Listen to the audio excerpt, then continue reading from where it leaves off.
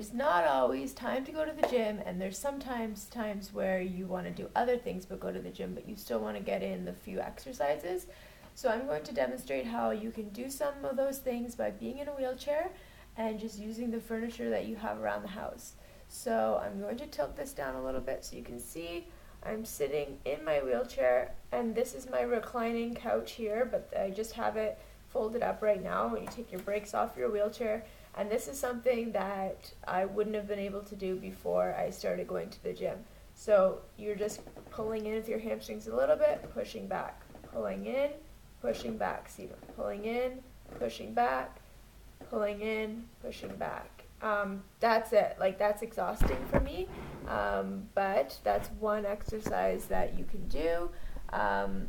Another one would just be, taking your legs all the way down. And tilt this back again. So my legs are all the way down on the wheelchair rest. So you put the brakes on once again, because that is always key. And I won't be able to do this with my right leg, but with my left leg.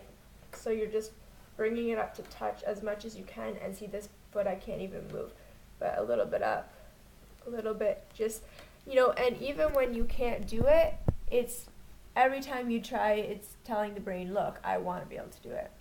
So that's that. Also, maybe try getting to the edge of your seat. So tilt it back down again. Put your hands on the brakes, and then stand up a little bit and sit back down. And stand up and sit back down. So you're not doing maybe a full squat or a full stand up, but you're still getting the exercise in your legs. If you want to do something more full, I'm going to turn it this way so you can see. And just give me 1 second while I balance this all out. So I'm going to move over here, transfer off of the wheelchair to the couch, and bring the camera a little bit closer. So I'm going to bend it a little bit so you can see I'm sitting. So get to the point where you're comfortable. And then if you can do, a full stand up, that's always good for exercise. So you just push and stand all the way up and slowly try to sit down. You don't want to come crashing down because you want to get that muscle activated as you go down as well as up. So I think, like, for me, a decent number would be 5. So let's try to do 4 more. Up and down. And the least that you can use your hands, the better, but some days it's hard. And down. So sometimes I need to push a little bit to get up. And down. And 1 more. And as you can see, the longer I go, the more fatiguing it is, so the harder it is to come down with balance. So those are 3 exercises you can do. The other one you can do, if you can't do what I was saying, which I can't even really do, lifting the leg up, this one is good for the quads. So just trying to, let me just put it down again. So you're just trying to extend your leg out and try to straighten as much as possible. Bring it back in. So extend it, bring it back. Make sure you're always breathing.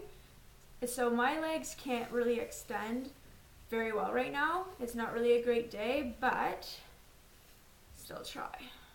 Push.